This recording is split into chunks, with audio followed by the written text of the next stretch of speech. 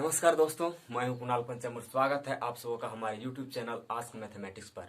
दोस्तों, मैथ में हम लोग बेसिक मैथ से संबंधित बहुत सारे चीज सीख चुके हैं पिछले वीडियो में, और जो लोग नहीं देखे हैं वो पीछे जाकर देख लीजिए, ताकि अब जो हम लोग पढ़ेंगे उसमें बहुत ही ज़्यादा उसका ज़रूरत पड़ेगा। और आप लोगों को अगर वो पता रहेगा तो अभी कोई दिक्कत नहीं होगा समझने में और ना ही बनाने में। इसलिए आप लोग जो भी नए हैं वो जाकर देखिए वीडियो और सब्सक्राइब कर लीजिए, ठीक है। और आगे आज हम लोग का टॉपिक होगा वर्गमूल और घनमूल का, ठीक है। और इसमें हम लोग जानेंगे वर्गमूल और घनमूल है क्या, और वर्गमूल घनमूल कहते किसे हैं, ठीक है। तो दोस्तों, वर्गमूल वर्गमूल में दो चीज छुपा हुआ है, एक वर्ग और दूसरा वर्गमूल, ठीक है। तो देखिए, इसको डिफाइन इस तरह कर सकते हैं हम लोग कि यदि किसी संख्या के वर्गमूल का वर्ग किया जाता है तो वही संख्या आता है जिसका वह वर्गमूल था। मेरा बोलने का मतलब यह है कि यहाँ पे कह रहा है यदि किसी संख्या के वर्गमूल का वर्ग किया जाता है। तो मान लीजिए हम लोग कोई संख्या ले लेते हैं, जैसे कि कोई संख्या ले लेते हैं 81, ठीक है। तो किसी संख्या का मान लीजिए कोई संख्या 81 है और इसका वर्गमूल का वर्ग, तो इसका अगर हम लोग वर्गमूल करेंगे तो वर्गमूल का साइन ये रूट में आ जाता है, ठीक है। जैसे ही किसी संख्या का वर्गमूल करने बोला जाए तो उस पर रूट लग जाता है, ठीक है। तो किसी संख्या का वर्गमूल किया जाता है तो इस 81 का अगर वर्गमूल करेंगे तो हम लोग का आंसर 9 आएगा, ठीक है। 9 आएगा।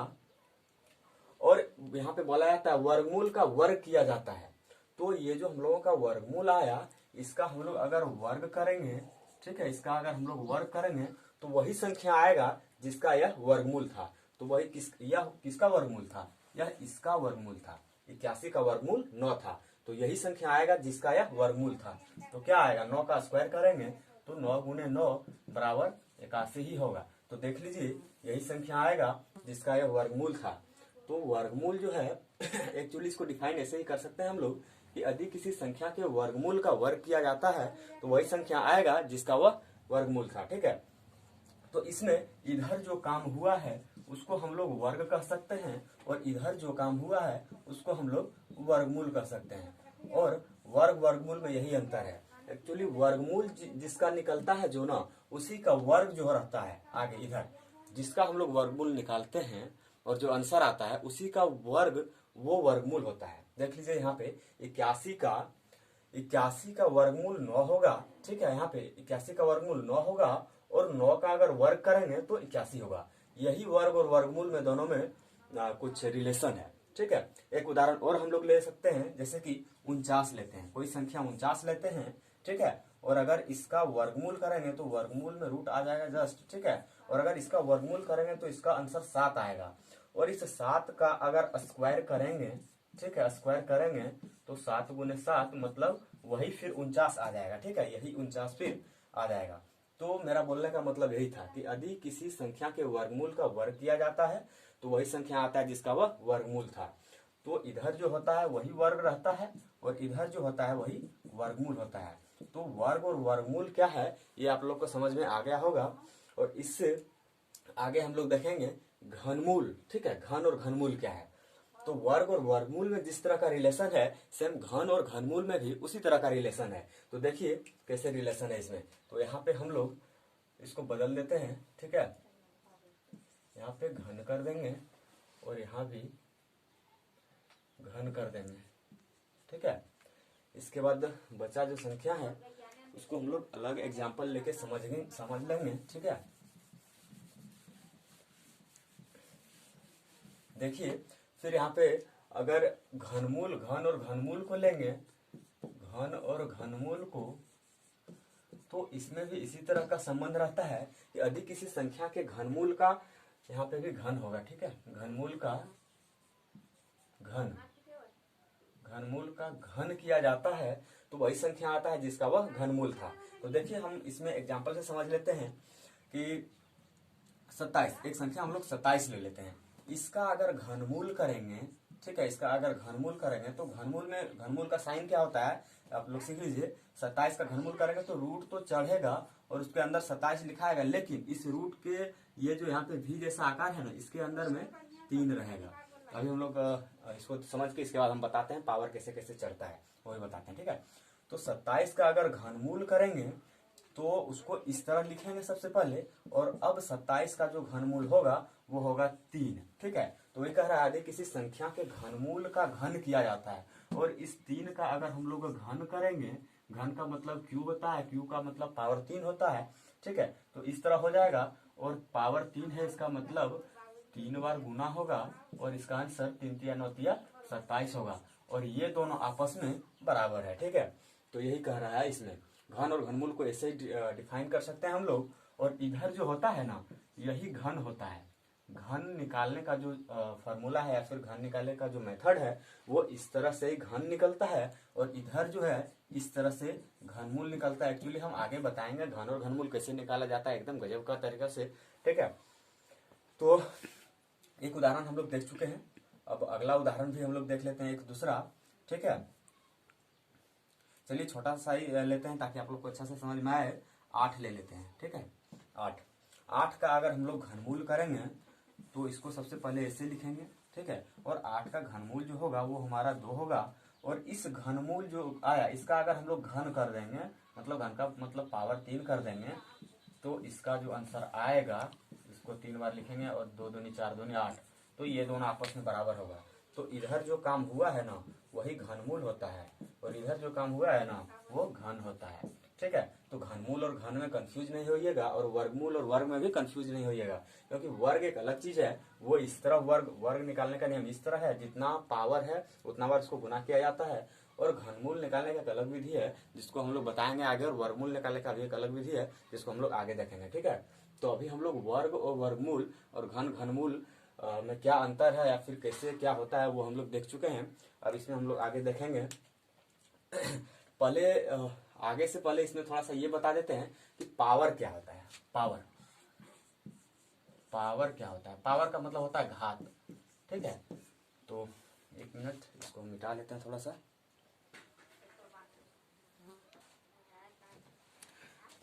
तो देखिए अब हम लोग पावर को समझेंगे। ठीक है, पावर तो कोई भी संख्या पर बहुत सारा पावर रह सकता है, कुछ भी पावर रह सकता है। और अगर किसी संख्या पर कुछ भी पावर नहीं रहता है, इसका मतलब होता है उस संख्या पर पावर 1 है। ठीक है, जैसे कि अगर हम 2 लिख दिए तो इस पर कुछ भी पावर नहीं है, इसका मतलब है कि इस पर पावर 1 है। ये छुपा रहता है, इसका मतलब कुछ नहीं होता है, ये चुपचाप छुपा रहता है। ठीक है, तो 1 का पावर जो रहता है ना उसको एक घातीय बोला जाता है, एक घात वाला बोला जाता है, एक घात वाला बोला जाता है। ठीक है, एक घात वाला बोला जाता है, यानी एक पावर वाला। और जिस पर पावर 2 रहता है ना इसको बोला जाता है द्विघात। ठीक है, द्विघात यानी 2 घात वाला। तो इसी पावर 2 का एक अन्य नाम भी है जिसको हम लोग वर्ग कहते हैं। ठीक है, वर्ग, जिस पर भी पावर 2 हो उसी को हम लोग वर्ग कहते हैं। ठीक है, और इंग्लिश में स्क्वायर बोलते हैं, इंग्लिश में स्क्वायर बोलते हैं, और हिंदी में हम लोग वर्ग बोलते हैं। जिस पर पावर 2 रहता है, ठीक है, उसको द्विघात भी कहते हैं, और जिस पर एक पावर रहता है उसको एक घात। उसी तरह जिस पर पावर 3 रहे, ठीक है, उसको हम लोग त्रिघात भी बोलते हैं। ठीक है, इंग्लिश में इसको घन बोला जाता है, सॉरी हिंदी में घन बोला जाता है, और इंग्लिश में क्यूब बोला जाता है, CUB, क्यूब बोला जाता है। ठीक है, जिस पर पावर 3 रहता है, और सिर्फ यही दोनों का एक अलग अलग नाम है, बाकी सब का पावर, बाकी सब का नाम पावर है। ठीक है, पावर उसको बोला जाता है। जैसे कि आगे हम लोग देखते हैं 2 पर पावर अगर 4 है तो इसको चतुर्थ घात कह सकते हैं, लेकिन वो समीकरण में जब द्विघात समीकरण वगैरह पढ़ते हैं तो उसमें ये त्रिघात द्विघात और चतुर्थ घात उसमें उपयोग होता है, यहाँ पे वो उपयोग होता नहीं है, इसलिए यहाँ पे डायरेक्ट पावर की बात होता है। जैसे 2 पर पावर 4 है तो इसको 2 पर पावर 4 ही बोलेंगे, 2 पर अगर 5 है तो इसको 2 पर पावर 5 बोलेंगे, 2 पर पावर 6 बोलेंगे, इस तरह। ठीक है, तो ही, और इसका मतलब क्या होता है, जैसे 2 पर पावर 1 है तो ये तो छुपा रहता है, इसका कुछ भी मतलब नहीं होता, मतलब 2 गुने 1 हो जाता है। ठीक है, लेकिन यहाँ पे जो है ना 2 पर पावर 2, ठीक है, 2 पर पावर 2 है तो इसका मतलब होता है 2 गुने 2। ठीक है, 2 पर पावर 2 है तो इसका मतलब होता है 2 बार गुना होगा। ठीक है, 2 पर पावर अगर 3 है तो इसका मतलब हो गया 2 3 बार गुना होगा। ठीक है, 2 पर पावर अगर 4 है तो इसका मतलब होगा 2 4 बार गुना होगा। ठीक है, 2 4 बार गुना होगा। तो देखिए 2 दूनी 4, 4 दूनी 8, और एक 2 और होगा, 8 दूनी 16। ठीक है, ऐसे होगा 2 दूनी 4 और 4 दूनी 8। ठीक है, 2 दूनी 4, सॉरी 4 होगा। उसी तरह यहाँ पे 2 पर पावर अगर 5 है तो ये 2 जो है सो 5 बार लिखाएगा गुना में। ठीक है, 2 5 बार गुना में लिखाएगा तब जाकर गुना होगा। 2 दूनी 4, 4 दूनी 8, 8 दूनी 16, 16 दूनी 32। ठीक है, ये आगे बढ़ेगा तो 32 होगा। और 2 पर पावर 6 है तो 2 जो है सो 6 बार गुना में लिखाएगा, 2 6 बार गुना में लिखाएगा और इसका आंसर 64 होगा। ठीक है, तो यही था अपना घात, पावर। कुछ भी पावर रह सकता है और जितना जिस पर मान लीजिए कोई दूसरा संख्या लेके देख सकते हैं। जैसे कि अगर 8 पर पावर रहे 2 तो इसका भी मतलब होता है 8 गुने 8। ठीक है, इसी तरह 3 पर अगर पावर 2 रहे तो इसका मतलब होता है 3 गुने 3। ठीक है, अगर 3 पर पावर 5 रहे तो इसका भी मतलब होता है 3 5 बार होगा। ठीक है, 3 5 बार होगा, सॉरी 3 5 बार होगा। ठीक है, तो 3 3 9 3 27 3 81 3 जितना भी होगा वो। ठीक है, तो अब हो गया ये। दोस्तों अभी तक हम लोग जितना देखे उतना तो आप लोग को समझ में आ ही गया होगा। और अगर समझ में आ गया है तो लाइक कीजिए, कमेंट कीजिए, और अगर समझ में नहीं आया है तो भी कमेंट करके बताइए। और सब्सक्राइब तो करना आपके ऊपर है। आपको अगर अच्छा लग रहा है तो सब्सक्राइब कर लीजिए, नहीं लग रहा है तो मत कीजिए। ठीक है, तो अब हम लोग आगे देखेंगे वर्ग। वर्ग को हम लोग अच्छा से समझेंगे, थोड़ा सा बड़ा से देखेंगे कैसे वर्ग क्या है और फिर कैसे होता है। तो वर्ग दोस्तों इतना तो आप लोग जान चुके हैं, फिर हम पीछे भी बताए हैं कि वर्ग का मतलब होता है किसी पर पावर 2, किसी पर पावर 2। ठीक है, वर्ग का मतलब ये होता है। तो देखिए एक्चुअली हम लोग 1 से 50 तक, ठीक है, 1 से 50 तक मैक्सिमम याद रखना चाहिए सबको वर्ग वाला। ठीक है, और मिनिमम 30 तक याद रख सकते हैं। जैसे 1 का स्क्वायर क्या होगा, 2 का स्क्वायर क्या होगा, 3 का स्क्वायर क्या होगा, 4 का क्या होगा, 5 का क्या होगा, 6 का क्या होगा, 7 का क्या होगा, 8 का क्या होगा, 9 का क्या होगा, 10 का क्या होगा, 11 का क्या होगा। ठीक है, तो इस तरह से मैक्सिमम 50 तक देख सकते हैं। ठीक है, रख सकते हैं आज। तो क्या होगा, 1 का होता है 1, 2 का 4, 3 का 9, 4 का 16, 5 का 25, 6 का 36 और 7 का 49, 8 का 64, 9 का 81, 10 का 100, 11 का 121। और ये कैसे होता है, तो यही होता है 1 पर स्क्वायर है तो इसका मतलब हुआ 1 गुने 1, तो 1 गुने 1 1 ही होता है। 2 का स्क्वायर है इसका मतलब हुआ 2 गुने 2 मतलब 4 होता है। 3 का स्क्वायर है इसका मतलब हुआ 3 गुने 3। ठीक है, इसी तरह 4 का स्क्वायर है तो होगा 4 गुने 4। ठीक है, इसी तरह 5 का स्क्वायर है तो 5 गुने 5, 6 का स्क्वायर है तो 6 गुने 6, 7 का स्क्वायर है तो 7 गुने 7, 8 का स्क्वायर है तो 8 गुने 8। ठीक है, इसी तरह 9 का स्क्वायर है तो 9 गुने 9, 10 का स्क्वायर है तो 10 गुने 10, 11 का स्क्वायर है तो 11 गुने 11। ठीक है, इसी तरह आप लोग खुद से भी कर सकते हैं, और इसको याद रखिए हमेशा क्योंकि क्वेश्चन बनाने में बहुत मदद करता है। ठीक है, तो ये था वर्ग, और इसमें कुछ कॉन्सेप्ट है। ठीक है, जिसको याद रखना पड़ता है और उससे क्वेश्चन जब हम लोग बड़ा वाला बनाएंगे ना तो उसमें बहुत मदद करेगा। ठीक है, जैसे कि कुछ है, किसी भी संख्या का अगर वर्ग करेंगे ना तो ये जो अंतिम पद आया ना, इसको हम लोग मिटा देते हैं। ठीक है, इसको हम लोग मिटा लिए। इसमें अब देखिए किसी भी संख्या का वर्ग किए तो जो अंतिम पद है ना, अंतिम पद वो जो होगा 2 3 7 8 या सिंगल जीरो कभी नहीं होगा। 2 3 7 8 और मतलब 1 जीरो, सिंगल जीरो कह सकते हैं, सिंगल जीरो। ठीक है, सिंगल जीरो कभी नहीं होगा, उसका अंत में कभी नहीं होगा। यह एक कॉन्सेप्ट है जिसको याद रखना पड़ता है, तो उससे क्वेश्चन बनाने में हम लोग को मदद होता है। ठीक है, यहाँ पे देख सकते हैं आप लोग, ये 2 3 7 8 और सिंगल जीरो इसमें कहीं नहीं आया हुआ। यहाँ पे 10 पे देखिए जीरो आया है लेकिन एक साथ डबल जीरो आया है, एक आया है 4 9 6 5 6 9 4 1। ठीक है, इस तरह आता है अंतिम, ये वाला अंतिम वाला जो है ये। ठीक है, और इसमें कभी 2 3 7 8 या फिर सिंगल जीरो कभी नहीं आता है। ये एक कॉन्सेप्ट है जिसको आप लोग हमेशा याद रखिए। और दूसरा कॉन्सेप्ट है, जब भी कोई पूर्ण वर्ग संख्या का गुणनखंड होता है, ठीक है, गुणनखंड के रूप में तोड़ेंगे तो उसका जो गुणनखंड आएगा वो हमेशा पेयर यानी जोड़ा में होगा। ठीक है, जैसे कि हम लोग किसी को तोड़ते हैं 64 को हम लोग तोड़ते हैं गुणनखंड में। ठीक है, 2 से लगाएंगे 32 बार में टूटेगा, फिर 2 से लगाएंगे 16 बार में टूटेगा, 2 से लगाएंगे 8 बार में टूटेगा, फिर 2 से लगाएंगे 4 बार में टूटेगा, फिर 2 से लगाएंगे तो 2 बार में टूटेगा। ठीक है, तो देखिए ये खुद के जो खुद का समूह वाला अक्षर होता है ना उसके साथ जोड़ा में रहता है। देखिए जोड़ा में है, तो ये एक पूर्ण वर्ग संख्या है। पूर्ण वर्ग संख्या कहने का मतलब ये है कि जिसका वर्गमूल निकल जाता है वही पूर्ण वर्ग संख्या होता है। ठीक है, जैसे 64 का वर्गमूल निकल जाता है 8 होता है, तो 8 कैसे आता है, तो गुणनखंड विधि से वर्गमूल निकाला जाता है, तो इसी तरह निकाला जाता है। ये दोनों जोड़ा में है ना, तो ये दोनों 2 मिला के 1 2 ले लीजिए, फिर ये दोनों 2 मिला के गुना में 1 2 ले लीजिए, और फिर ये दोनों 2 मिला के गुना में 1 2 ले लीजिए, और सबको गुना कर लीजिए। 2 दूनी 4, 4 दूनी 8, तो इसका वर्गमूल 8 हुआ। तो इसी तरह जो भी पूर्ण वर्ग संख्या होता है उसका जो भी गुणनखंड करने पर जो गुणनखंड आता है वो जोड़ा में होता है। ये दूसरा कॉन्सेप्ट था। ठीक है, और तीसरा कॉन्सेप्ट है कितनी भी अंक का कोई संख्या का वर्ग किया जाएगा तो वह संख्या उसका दोगुना या दोगुने से एक कम अंक का होगा। ठीक है, कहने का मतलब ये है कि आप लोग देख सकते हैं ये जो है ना 4 का हम लोग स्क्वायर किए हैं।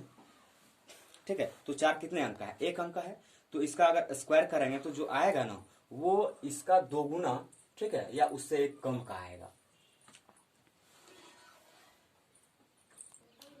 तो कितनी भी अंक का कोई संख्या लेंगे, ठीक है, कितनी भी अंक का कोई संख्या लेंगे, तो मान लीजिए 4 हम लोग लिए, तो 4 कितने अंक का संख्या है, 4 1 अंक का संख्या है, बस एक ही है, 1 अंक का संख्या है, तो 1 अंक का संख्या है। तो इसका अगर हम लोग स्क्वायर करेंगे ना, इसका हम लोग अगर स्क्वायर करेंगे तो जो यहाँ पे आएगा ना संख्या उसको छोड़ दीजिए, 16 तो आएगा, अभी उसको छोड़ दीजिए, लेकिन जो भी संख्या आएगा ना वो ये जो 1 अंक है ना, 1 अंक का है 4, तो ये 1 अंक का दोगुना या इससे एक कम, 1 अंक का दोगुना या इससे एक कम यानी -1 का आएगा। जैसे कि 1 गुने 2 2 हुआ, तो कभी कभी दो अंक का आएगा, कभी कभी 2 अंक का आएगा, और कभी कभी इससे एक कम मतलब 1 अंक का भी आएगा। ठीक है, तो 4 से अगर समझ में नहीं आएगा तो कोई बड़ा संख्या ले लेते हैं। जैसे कि कोई संख्या 4 डिजिट का है, ठीक है, मान लीजिए 4 डिजिट का कोई संख्या है, ये कोई संख्या मान लीजिए, ठीक है,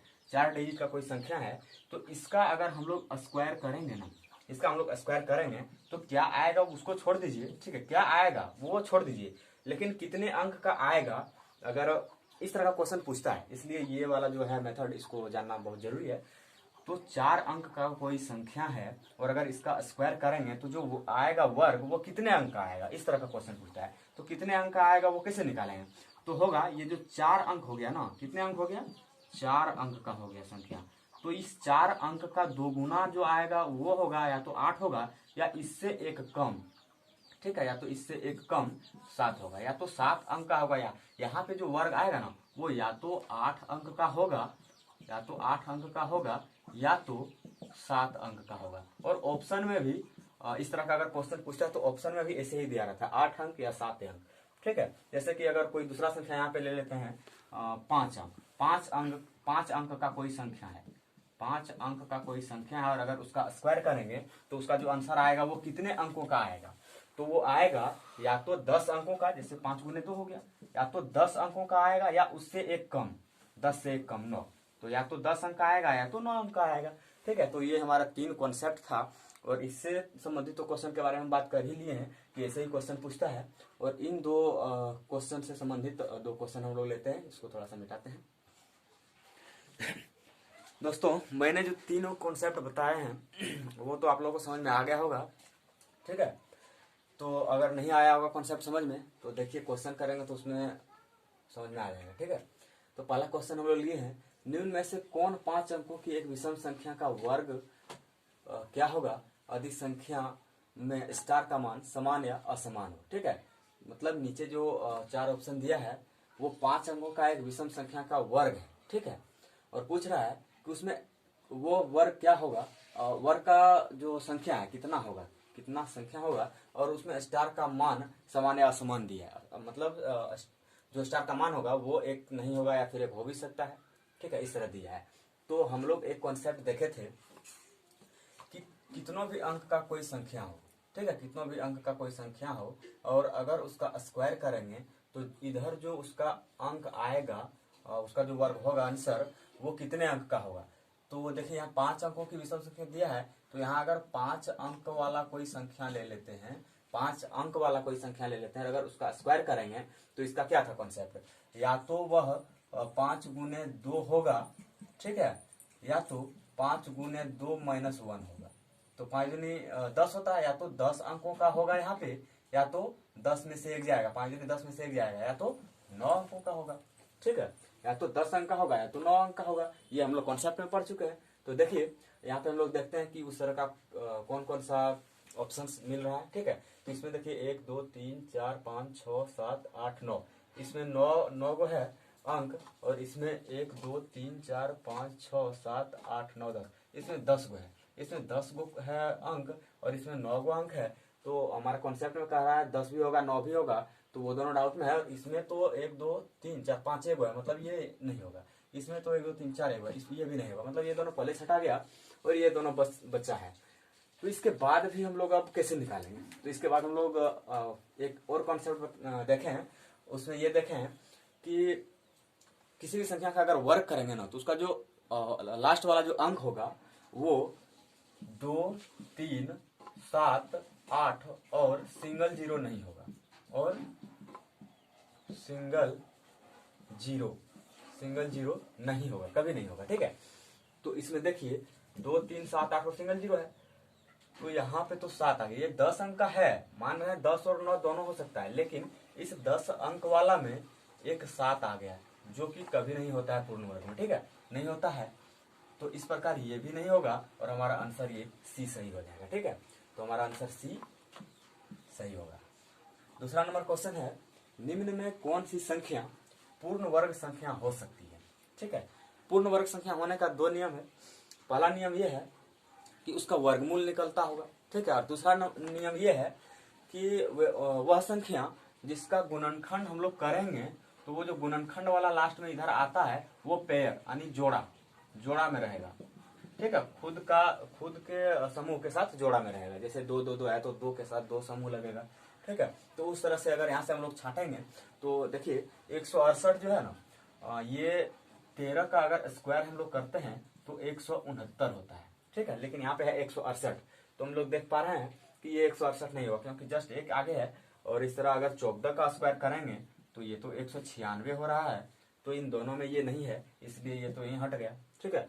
तो आप लोग भी फटाफट स्क्वायर वाला याद कर लीजिए, 1 से 2 से लगभग 30 तक तो याद कर ही लीजिए, और आगे तक कर सकते हैं तो 50 तक कर लीजिए, ठीक है। इसमें देखिए, इसमें जो है 324 है, और ये 324 अगर आप लोग को स्क्वायर वाला याद होगा तो आप लोग बता सकते हैं 324 का होगा 18 का अगर स्क्वायर करेंगे 18 गुना 18, तो इसका आंसर होगा 324, मतलब ये एक पूर्ण वर्ग संख्या है, ठीक है। इसके आगे ये 629, अगर 25 को 25 से गुना करते हैं तो 625 होता है, ठीक है, 25 को 25 से गुना करने पर 625 होता है, और यहाँ पे 629 दिया है।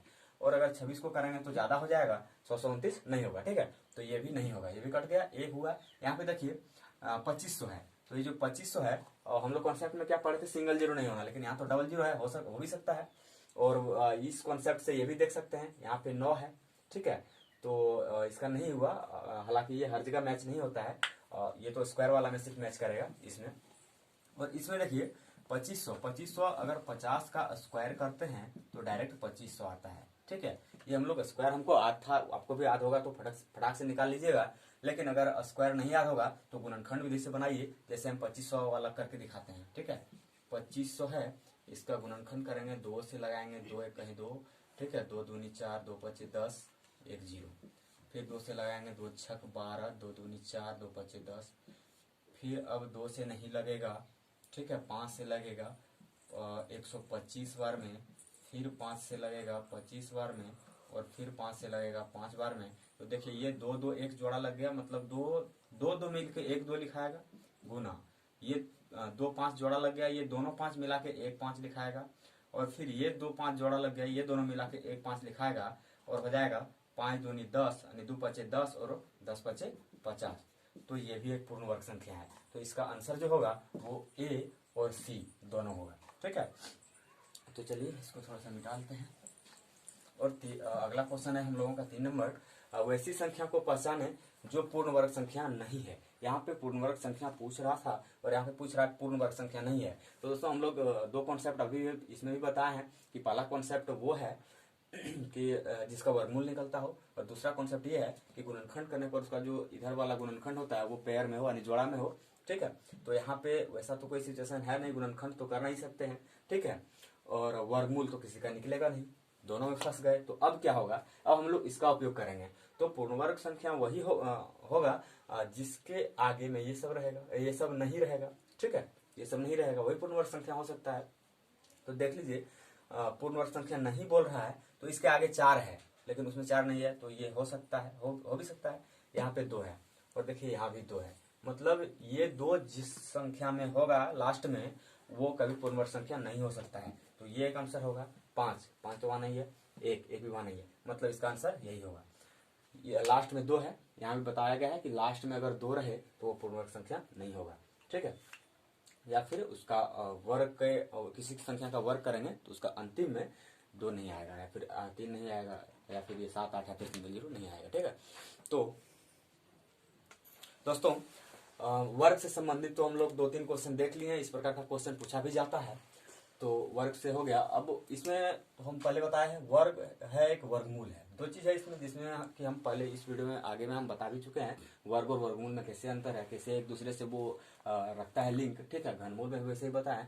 तो अब वर्ग का तो हो गया, अब वर्गमूल देख लेते हैं। ठीक है, तो वर्ग से संबंधित क्वेश्चन भी देख चुके हैं, वर्ग क्या है, वर्ग कैसे होता है, वो सब चीज हम लोग जान चुके हैं वर्ग के बारे में। तो अब वर्गमूल को भी थोड़ा सा जान लेते हैं, वर्गमूल क्या है। ठीक है, तो वर्गमूल का जो चिन्ह है ना वो रूट है, ये इस तरह, इसको रूट बोला जाता है। ठीक है, इसको रूट बोला जाता है। और अगर इसका मान पूछा जाए तो इसका मान होता है पावर 1/2, इसका मान होता है पावर 1/2।